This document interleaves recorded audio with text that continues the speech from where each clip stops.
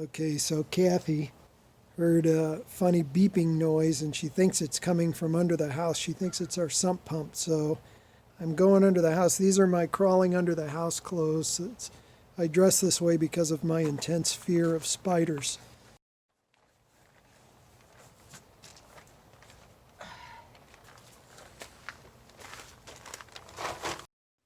So we're underneath now, and I'm making my way to the sump pump.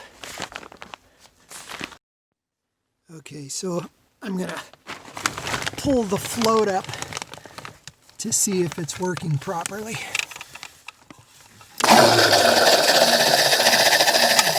Yep, sump pump seems to be working exactly the way it's supposed to. So I'm back from crawling under the house, and it's day 10 of the quarantine, and I think maybe Kathy is just starting to hear things because there was absolutely nothing wrong with the sump pump. It was working perfectly, and she said she heard a noise, some kind of beeping, and I don't... Kurt, wait, I hear something's on the roof. I gotta go.